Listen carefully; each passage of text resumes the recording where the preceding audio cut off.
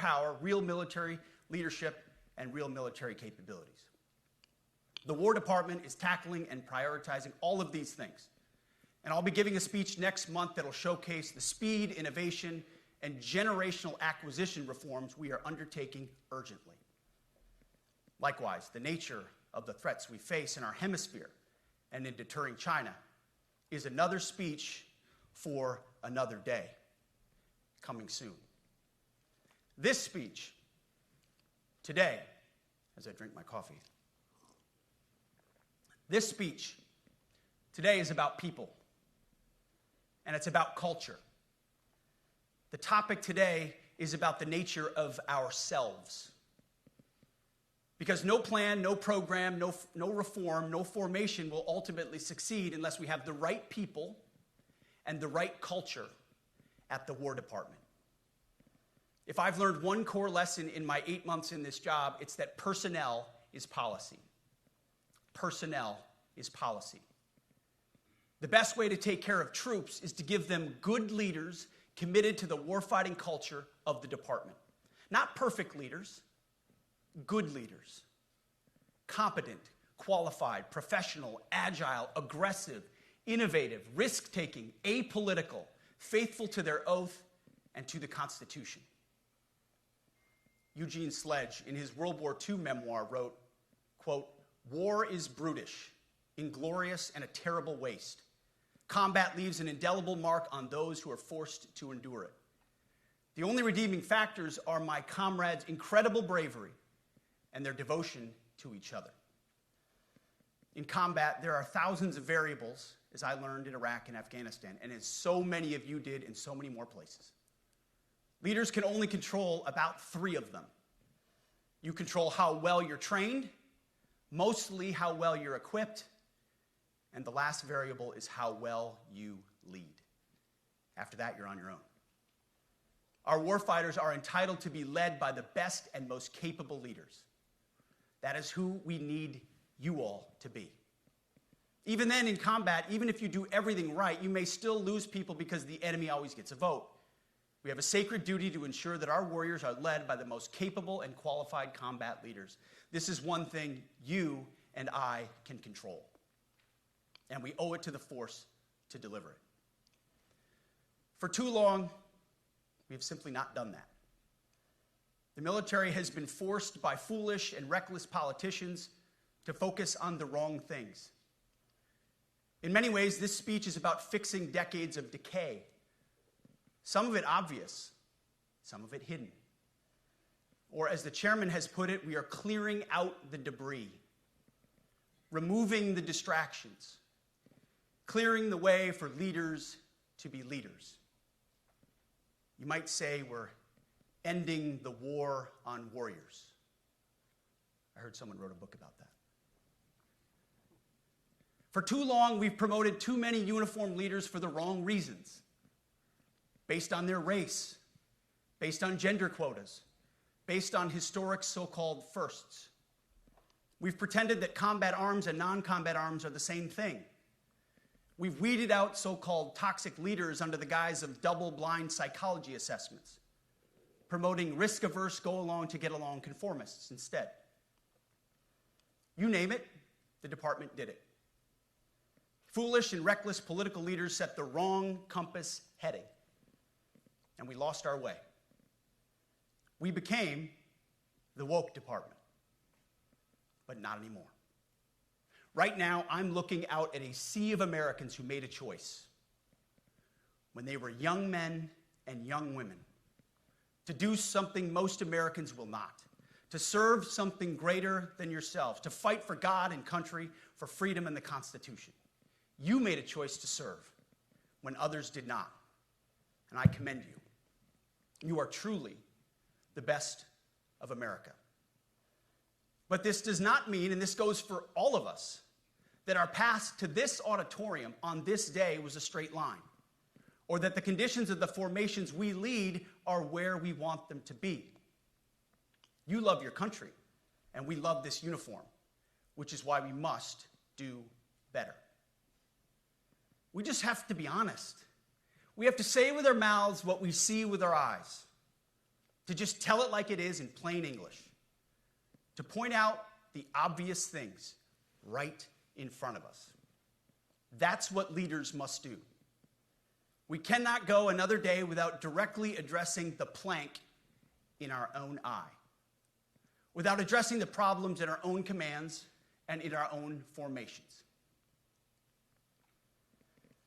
This administration has done a great deal from day one to remove the social justice, politically correct, and toxic ideological garbage that had infected our department, to rip out the politics. No more identity months, DEI offices, dudes in dresses. No more climate change worship. No more division, distraction, or gender delusions. No more debris. As I've said before, and will say again, we are done with that shit. I've made it my mission to uproot the obvious distractions that made us less capable and less lethal. That said, the War Department requires the next step. Underneath the woke garbage is a deeper problem, and a more important problem that we are fixing and fixing fast. Common sense is back at the White House, so making the necessary changes is actually pretty straightforward. President Trump expects it. And the litmus test for these changes is pretty simple. Would I want my eldest son, who is 15 years old, eventually joining the types of formations that we are currently wielding? If in any way the answer to that is no, or even yes, but, then we're doing something wrong. Because my son is no more important than any other American citizen who dons the cloth of our nation. He is no more important than your son. All precious souls made in the image and likeness of God. Every parent deserves to know that their son or their daughter that joins our ranks is entering exactly the kind of unit that the Secretary of War would want his son to join. Think of it as the golden rule test. Jesus said, "Do unto others that which you would have done unto yourself." It's the ultimate simplifying test of truth. The new War Department golden rule is this: do unto your unit as you would have done unto your own child's unit. Would you want him serving with fat or unfit or undertrained troops? Or alongside people who can't meet basic standards? Or in a unit where standards were lowered so certain types of troops could make it in? In a unit where leaders were promoted for reasons other than merit, performance, and warfighting? The answer is not just no, it's hell no. This means at the War Department, first and foremost, we must restore a ruthless, dispassionate, and common sense application of standards. I don't want my son serving alongside troops who are out of shape, or in combat unit with females who can't meet the same combat arms physical standards as men, or troops who are not fully proficient on their assigned weapons, platform, or task, or under a leader who was the first, but not the best. Standards must be uniform, gender neutral, and high. If not, they're not standards. They're just suggestions. Suggestions that get our sons and daughters killed. When it comes to combat arms units, and there are many different stripes across our joint force, the era of politically correct, overly sensitive, don't hurt anyone's feelings leadership ends right now. At every level, either you can meet the standard, either you can do the job, either you are disciplined, fit, and trained, or you are out. And that's why today, at my direction, and this is the first of 10 Department of War directives that are arriving at your commands as we speak and in your inbox. Today, at my direction, each service will ensure that every requirement for every combat MOS, for every designated combat arms position, returns to the highest male standard only. Because this job is life or death. Standards must be met, And not just met, at every level, we should seek to exceed the standard, to push the envelope, to compete. It's common sense and core to who we are and what we do. It should be in our DNA. Today, at my direction, we are also adding a combat field test for combat arms units that must be executable in any environment at any time and with combat equipment. These tests, they'll look familiar. They'll resemble the Army Expert Physical Fitness Assessment or the Marine Corps Combat Fitness Test. I'm also directing that warfighters in combat jobs execute their service fitness test at a gender-neutral, age-normed male standard scored above 70%. It all starts with physical fitness and appearance. If the Secretary of War can do regular, hard PT, so can every member of our joint force. Frankly, it's tiring to look out at combat formations, or really any formation, and see fat troops. Likewise, it's completely unacceptable to see fat generals and admirals in the halls of the Pentagon and leading commands around the country and the world. It's a bad look. It is bad, and it's not who we are. So whether you're an airborne ranger or a chairborne ranger, a brand new private or a 4-star general, you need to meet the height and weight standards and pass your PT test. And as the chairman said, yes, there is no PT test. But today, at my direction, every member of the joint force at every rank is required to take a PT test twice a year, as well as meet height and weight requirements twice a year, every year of service. Also today, at my direction, every warrior across our joint force is required to do PT every duty day. It should be common sense. I mean, most units do that already, but we're codifying it. And we're not talking like hot yoga and stretching. Real hard PT, either as a unit or as an individual. At every level, from the Joint Chiefs to everyone in this room to the youngest private, leaders set the standard. And so many of you do this already. Active, Guard, and Reserve. This also means grooming standards. No more beards, long hair, superficial individual expression. We're going to cut our hair, shave our beards, and adhere to standards. Because it's like the broken windows theory of policing. It's like when you let the small stuff go, the big stuff eventually goes. So you have to address the small stuff. This is on duty, in the field, and in the rear. If you want a beard, you can join Special Forces. If not, then shave. We don't have a military full of Nordic pagans. But unfortunately, we have had leaders who either refuse to call BS and enforce standards, or leaders who felt like they were not allowed to enforce standards. Both are unacceptable. And that's why today, at my direction, the era of unprofessional appearance is over. No more beardos. The era of rampant and ridiculous shaving profiles is done. Simply put, if you do not meet the male-level physical standards for combat positions, cannot pass a PT test, or don't want to shave and look professional, it's time for a new position or a new profession. I sincerely appreciate the proactive efforts the secretaries have already taken in some of those areas, service secretaries. And these directives are intended to simply accelerate those efforts. On the topic of standards, allow me a few words to talk about toxic leaders. Upholding and demanding high standards is not toxic. Enforcing high standards, not toxic leadership. Leading warfighters toward the goals of high, gender-neutral, and uncompromising standards in order to forge a cohesive, formidable, and lethal Department of War is not toxic. It is our duty, consistent with our constitutional oath. Real toxic leadership is endangering subordinates with low standards. Real toxic leadership is promoting people based on immutable characteristics or quotas instead of based on merit. Real toxic leadership is promoting destructive ideologies that are an anathema to the Constitution and the laws of nature and nature's God, as Thomas Jefferson wrote in the Declaration of Independence. The definition of toxic has been turned upside down, and we're correcting that. That's why today, at my direction, we're undertaking a full review of the department's definitions of so-called toxic leadership, bullying, and hazing, to empower leaders to enforce standards without fear of retribution or second guessing. Of course, you can't do like nasty bullying and hazing. We're talking about words like bullying and hazing and toxic. They've been weaponized and bastardized inside our formations, undercutting commanders and NCOs. No more.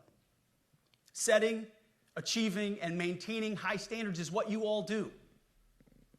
And if that makes me toxic, then so be it. Second, today at our direction, we're ensuring that every service, every unit, every schoolhouse, and every form of professional military education conduct an immediate review of their standards. Now, we've done this in many places already, but today it goes across the entire Department of War. Any place where tried and true physical standards were altered, especially since 2015 when combat arms standards were changed to ensure females could qualify, must be returned to their original standard. Other standards have been manipulated to hit racial quotas as well, which is just as unacceptable.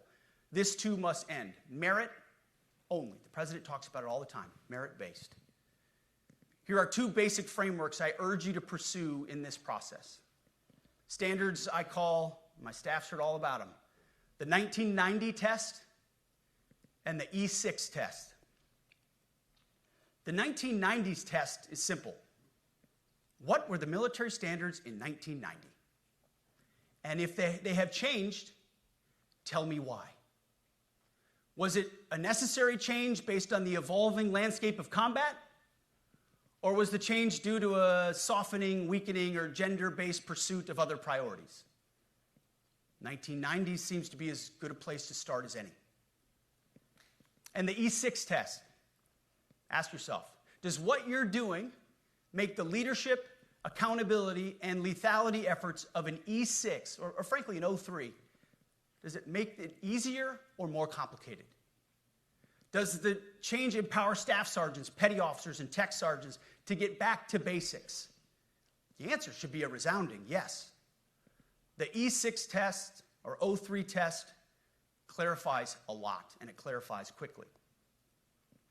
Because war does not care if you're a man or a woman. Neither does the enemy. Nor does the weight of your rucksack, the size of an artillery round, or the body weight of a casualty on the battlefield who must be carried. This, and I want to be very clear about this, this is not about preventing women from serving.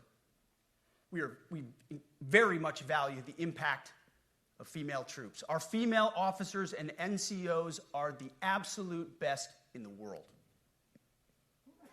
But when it comes to any job that requires physical power to perform in combat, those physical standards must be high and gender neutral.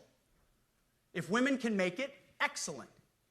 If not, it is what it is. If that means no women qualify for some combat jobs, so be it. That is not the intent, but it could be the result, so be it. It will also mean that weak men won't qualify because we're not playing games. This is combat. This is life or death. As we all know, this is you versus an enemy hell-bent on killing you. To be an effective, lethal fighting force, you must trust that the warrior alongside you in battle is capable, truly physically capable of doing what is necessary under fire. You know this is the only standard you would want for your kids and for your grandkids. Apply the War Department Golden Rule, the 1990 test, and the E6 test, and it's really hard to go wrong. Third, we are attacking and ending the walking on eggshells and zero-defect command culture. A risk-averse culture means officers execute not to lose instead of to win. A risk-averse culture means NCOs are not empowered to enforce standards. Commanders and NCOs don't take necessary risks or make tough adjustments for fear of rocking the boat or making mistakes. A blemish-free record is what peacetime leaders covet the most, which is the worst of all incentives. We, as senior leaders, need to end the poisonous culture of risk aversion and empower our NCOs at all levels to enforce standards. Truth be told, for the most part, we don't need new standards. We just need to reestablish a culture where enforcing standards is possible. And that's why today, at my direction, I'm issuing new policies that will overhaul the IG, EO, and MEO processes. I call it the No More Walking on Eggshells policy. We are liberating commanders and NCOs. We are liberating you. We are overhauling an inspector general process, the IG, that has been weaponized, putting complainers, ideologues, and poor performers in the driver's seat. We're doing the same with the equal opportunity and military equal opportunity policies, the EO and MEO at our department. No more frivolous complaints, no more anonymous complaints, no more repeat complainants, no more smearing reputations, no more endless waiting, no more legal limbo, no more sidetracking careers, no more walking on eggshells. Of course, being a racist has been illegal in our formation since 1948. The same goes for sexual harassment. Both are wrong and illegal. Those kinds of infractions will be ruthlessly enforced. But telling someone to shave or get a haircut or to get in shape or to fix their uniform or to show up on time or to work hard, that's exactly the kind of discrimination we want. We are not civilians. You are not civilians. You are set apart for a distinct purpose. So we, as a department, need to stop acting and thinking like civilians and get back to basics and put the power back in the hands of commanders and NCOs. Commanders and NCOs who make life and death decisions. Commanders and NCOs who enforce standards and ensure readiness. Commanders and NCOs who, in this War Department, have to look in the mirror and have to pass the golden rule test. My kids, your kids, America's sons and daughters. So I urge you all here today and those watching, take this guidance and run with it. The core of this speech is the 10 directives we're announcing today. They were written for you, for Army leadership, for Navy leadership, for Marine Corps leadership, for Air Force leadership, Space Force leadership. These directives are designed to take the monkey off your back and put you, the leadership, back in the driver's seat. Move out with urgency because we have your back. I have your back. And the Commander-in-Chief has your back. And when we give you this guidance, we know mistakes will be made. It's the nature of leadership. But you should not pay for earnest mistakes for your entire career. And that's why today, at my direction, we're making changes to the retention of adverse information on personnel records that will allow leaders with forgivable, earnest, or minor infractions to not be encumbered by those infractions in perpetuity. People make honest mistakes, and our mistakes should not define an entire career. Otherwise, we only try not to make mistakes, and that's not the business we're in. We need risk takers and aggressive leaders and a culture that supports you. Fourth, at the War Department, promotions across the Joint Force will be based on one thing: merit. Colorblind, gender-neutral, merit-based. The entire promotion process, including evaluations of warfighting capabilities, is being thoroughly re-examined. We've already done a lot in this area, but more changes are coming soon. We'll promote top-performing officers and NCOs faster and get rid of poor performers more quickly. Evaluations, education, and field exercises will become real evaluations, not box checks, for every one of us at every level. These same reforms happened before World War II as well. General George Marshall and Secretary of War Henry Stimson did the same thing. And we won a world war because of it. As it happens, when he started the job, Chairman Kane gave me a frame and a photo to hang in my office. A matching frame and photo hangs in his. It's a photo of Marshall and Stimson preparing for World War II. Those two leaders famously kept the door open between their offices for the entirety of the war. They worked together, civilian and uniform, every single day. Chairman Kane and I do the same. There is no daylight between us. Our doors are always open. Our job together is to ensure our military is led by the very best, ready to answer the nation's call. Fifth, as you have seen, and the media has obsessed over, I have fired a number of senior officers since taking over. The previous chairman, other members of the Joint Chiefs, combatant commanders, and other commanders. The rationale for me has been straightforward. It's nearly impossible to change a culture with the same people who helped create or even benefited from that culture, even if that culture was created by a previous president and previous secretary. My approach has been simple. When in doubt, assess the situation, follow your gut, and if it's the best for the military, make a change. We all serve at the pleasure of the president every single day. But in many ways, it's not their fault. It's not your fault. As foolish and reckless as the woke department was, those officers were following elected political leadership.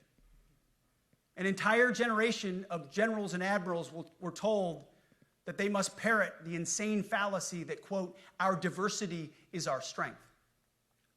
Of course, we know our unity is our strength. They had to put out dizzying DEI and LGBTQI+ statements. They were told females and males are the same thing, or that males who think they're females is totally normal. They were told that we need a green fleet and electric tanks.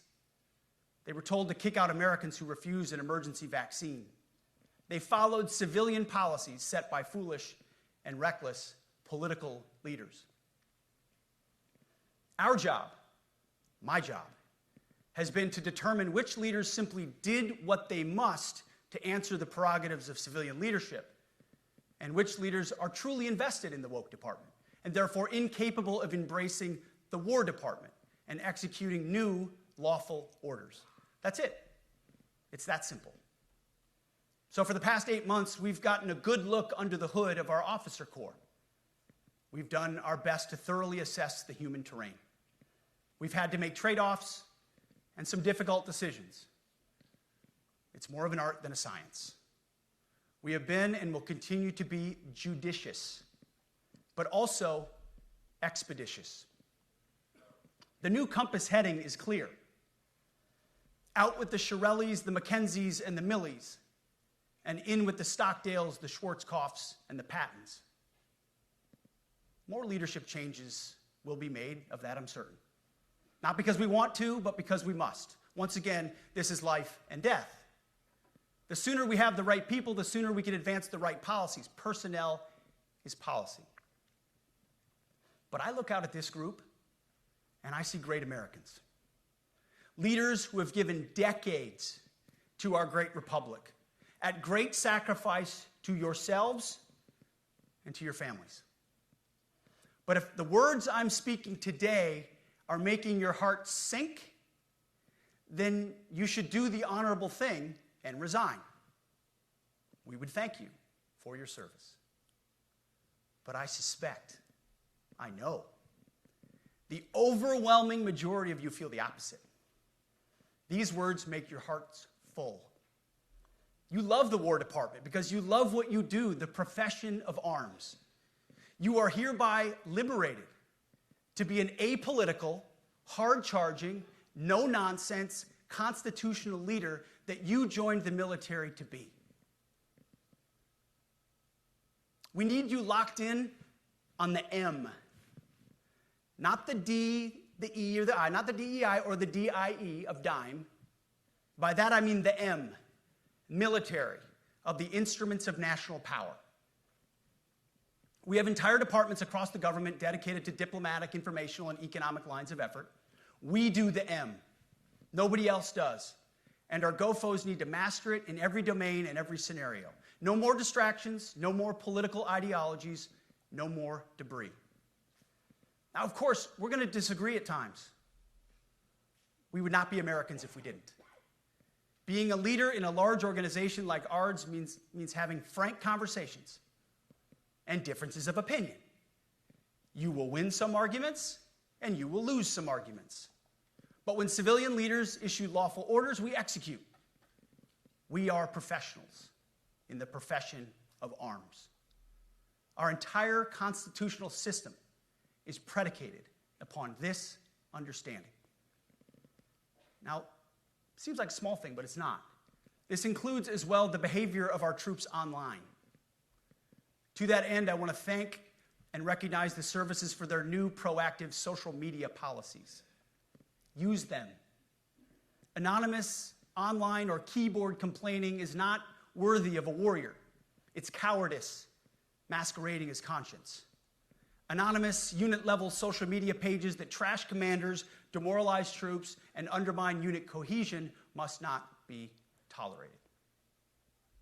Again, O3s, E6s. Sixth, we must train and we must maintain. Any moment that we are not training on our mission or maintaining our equipment is a moment we are less prepared for preventing or winning the next war. That is why today, at my direction, we are drastically reducing the ridiculous amount of mandatory training that individuals and units must execute. We've already ended the most egregious. Now we're giving you back real time. Less PowerPoint briefings and fewer online courses, more time in the motor pool, and more time on the range. Our job is to make sure you have the money, equipment, weapons, and parts to train and maintain, and then you take it from there. You all know this because it's common sense. The tougher and the higher the standards in our units, the higher the retention rates in those units. Warriors want to be challenged. Troops want to be tested. When you don't train and you don't maintain, you demoralize. And that's when our best people decide to take their talents to the civilian world. The leaders who created the woke department have already driven out too many hard chargers. We reverse that trend right now. There is no world in which high-intensity war exists without pain, agony, and human tragedy. We are in a dangerous line of work. You are in a dangerous line of work. We may lose good people. But let no warrior cry out from the grave, "If only I had been properly trained."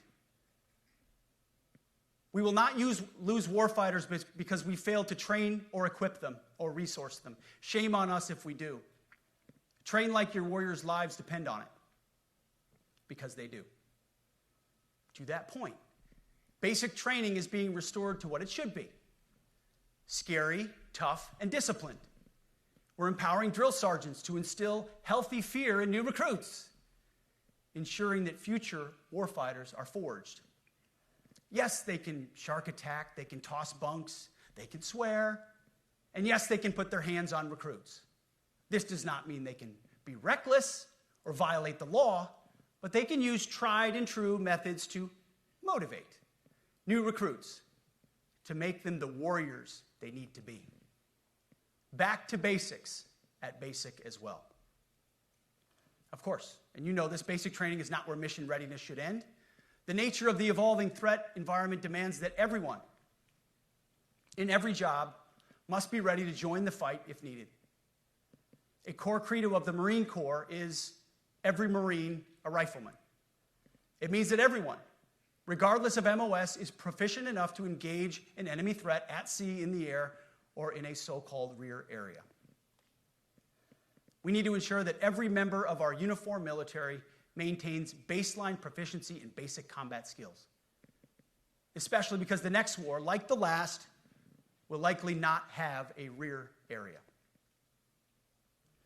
Finally, as President Trump rightly pointed out when he changed the department name, the United States has not won a major theater war since the name was changed to the Department of Defense in 1947. One conflict stands out in stark contrast: the Gulf War. Why? Well, there's a number of reasons, but it was a limited mission with overwhelming force and a clear end state. But why did we execute and win the Gulf War the way we did in 1991? There's two overwhelming reasons. One was President Ronald Reagan's military buildup gave an overwhelming advantage. And two, military and Pentagon leadership had previous formative battlefield experiences. The men who led this department during the Gulf War were mostly combat veterans of the Vietnam War. They said never again to mission creep or nebulous end states. The same holds true today. Our civilian and military leadership is chock full of veterans from Iraq and Afghanistan who say never again to nation building and nebulous end states. This clear-eyed view, all the way in the White House, combined with President Trump's military buildup, postures us for future victories if, and we will, and when we embrace the War Department. And we must. We are preparing every day. We have to be prepared for war, not for defense. We're training warriors, not defenders. We fight wars to win, not to defend. Defense is something you do all the time. It's inherently reactionary and can lead to overuse, overreach, and mission creep. War is something you do sparingly, on our own terms, and with clear aims. We fight to win. We unleash overwhelming and punishing violence on the enemy. We also don't fight with stupid rules of engagement. We untie the hands of our warfighters to intimidate, demoralize, hunt, and kill the enemies of our country. No more politically correct and overbearing rules of engagement. Just common sense, maximum lethality, and authority for warfighters. That's all I ever wanted as a platoon leader. And it's all my E6 squad leaders ever wanted, back to that E6 rule. We let our leaders fight their formations, and then we have their back. It's very simple, yet incredibly powerful. A few months ago, I was at the White House when President Trump announced his Liberation Day for America's trade policy. It was a landmark day. Well, today is another Liberation Day. The liberation of America's warriors, in name, in deed, and in authorities. You kill people and break things for a living. You are not politically correct and don't necessarily belong always in polite society. We are not an army of one. We are a joint force of millions of selfless Americans. We are warriors. We are purpose-built, not for fair weather, blue skies, or calm seas. We were built to load up in the back of helicopters, 5 tons, or Zodiacs, in the dead of night, in fair weather or foul, to go to dangerous places, to find those who would do our nation harm, and deliver justice on behalf of the American people in close and brutal combat if necessary. You are different. We fight not because we hate what's in front of us. We fight because we love what's behind us. You see, the Ivy League faculty lounges will never understand us, and that's okay, because they could never do what you do. The media will mischaracterize us, and that's okay, because deep down they know the reason they can do what they do is you. In this profession, you feel comfortable inside the violence so that our citizens can live peacefully. Lethality is our calling card, and victory our only acceptable end state. In closing, a few weeks ago, at our monthly Pentagon Christian prayer service, I recited a commander's prayer. It's a simple yet meaningful prayer for wisdom for commanders and leaders. I encourage you to look it up if you've never seen it. But the prayer, it ends like this. And most of all, Lord, please keep my soldiers safe. Lead them, guide them, protect them, watch over them. And as you gave all of yourself for me, help me give all of myself for them. And amen. I have prayed this prayer many times since I've had the privilege of being your secretary. And I will continue to pray this prayer for each of you as you command and lead our nation's finest. Go forth and do good things, hard things. President Trump has your back, and so do I. And you'll hear from him shortly. Move out and draw fire, because we are the War Department. Godspeed.